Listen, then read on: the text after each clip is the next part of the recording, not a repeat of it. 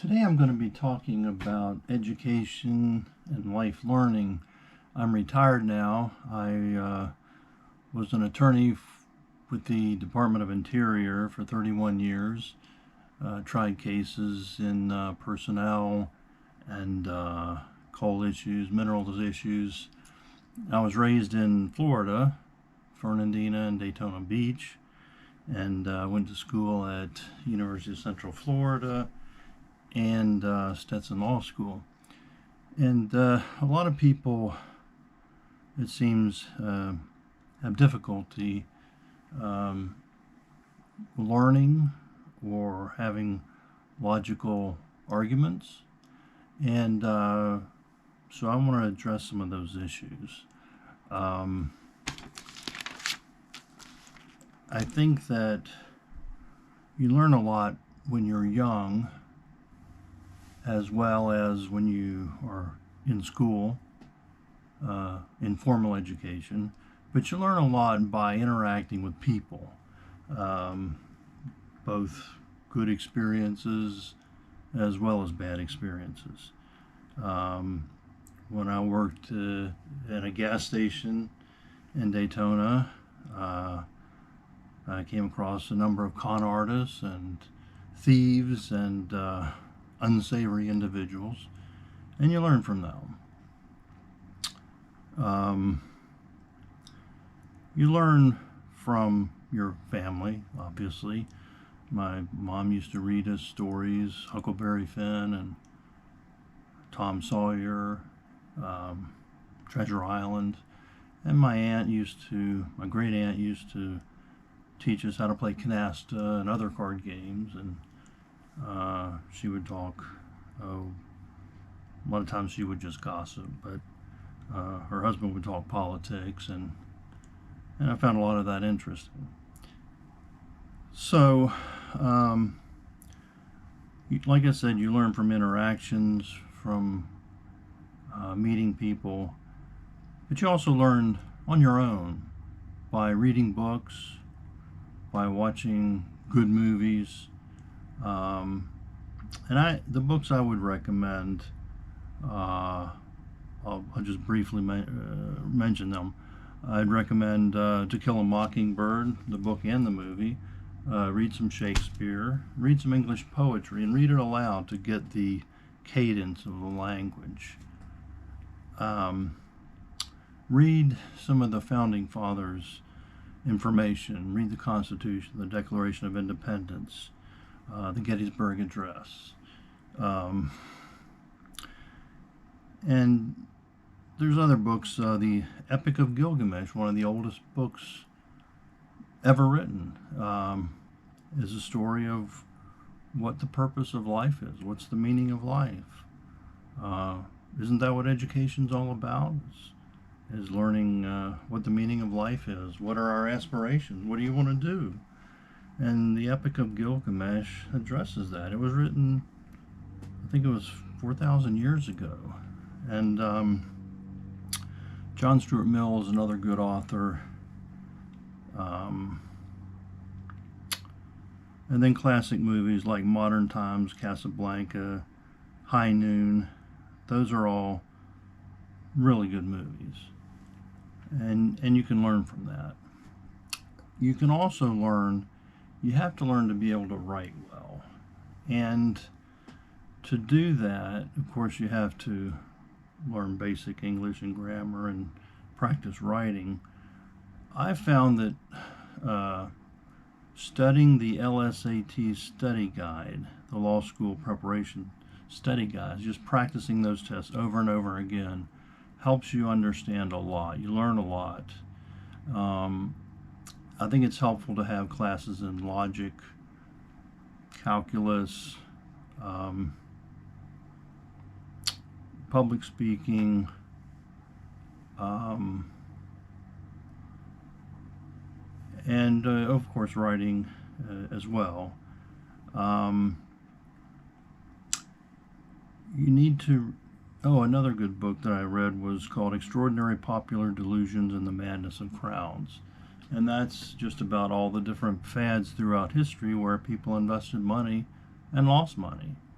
And that's a life lesson that everyone needs to learn. There's a lot of fraud. There's a lot of incompetence.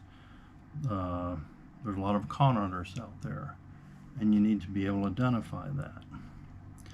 Another thing that they don't teach you in the formal education, unless you really major in psychology, is they don't teach you anything about character disorders or mental illness. And that's something that you need to learn to be able to have fulfilling relationships. And by knowing what are not fulfilling relationships, what people are, what problems they have, whether it be narcissism, borderline personality disorder. There's a lot of mental health issues out there. And you don't want to get hooked up to somebody that has severe problems. So you want to learn something about that by reading, by, courses, or going to YouTube and learning something about the different issues. That's all important. Travel helps to become educated. You realize that not everyone thinks like you do. My wife Sveta, and I have traveled, all over the U.S. to parts of Europe. We've been to Oman in the Middle East. We've been to Ireland and Italy, and quite a few places here in America. And you learn a lot about history, about culture, and we talk to people a lot and learn from them. We talk to a lot of American Indians and learn from them what their issues have been historically with respect to living on the reservations, drug and alcohol problems, poverty. And it's a distinct issue among those peoples. So what else? To be educated, you also need to be healthy. You can't think right if you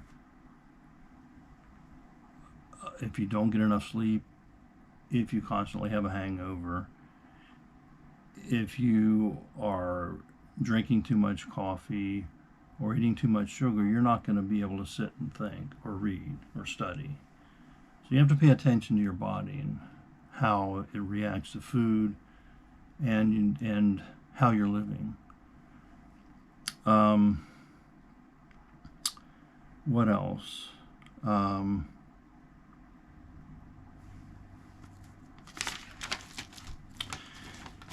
It's important for people when they're younger to have done things with their hands mechanically. Fortunately, when we grew up, my dad, he fished a lot, and he was into Indian culture. For example, he built a teepee, or had somebody build a canvas teepee, and so we would camp out in the backyard. We had a fire in the middle, and it would get down in the 20s, and we lived for a while in Jacksonville and Fernandina, and it would get cold. You needed the fire, and we had a lot of fun with the Indian traditions. And we'd also go out in the woods and hunt bullfrogs, shoot them with a bow and arrow, and eat frog legs. And we'd put together model airplanes and cars. And these type of activities are so important for children, especially because I met so many people that those that did that are quite competent mechanically now when they get older. And those that didn't are not at all competent mechanically.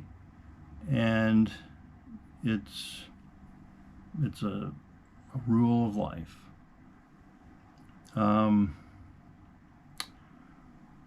And you learn from experiences and stories. I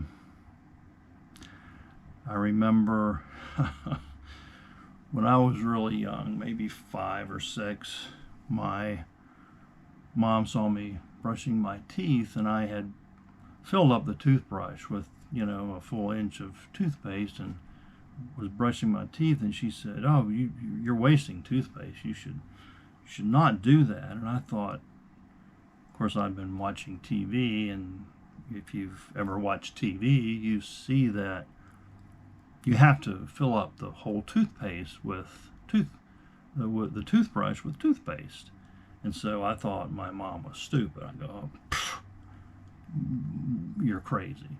And so I continued to use a lot of toothpaste until sometime shortly after that I realized I was spitting all the toothpaste into the sink. And I tried using just a little bit, like a pea size or 2 pea size, and that worked just as well. And so I realized, well, okay, TV's not necessarily always honest.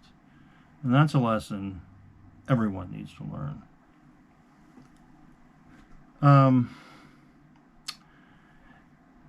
Other stories. I had a nun when I went to Catholic school when I was younger, and there was a nun. There was a first grade teacher I really liked. She was quite good, and I really looked up to her and learned a lot from her. And she was demanding and competent, but there was a nun who was just mean. I mean, for example, we wore uniforms, and my mom had it was a blue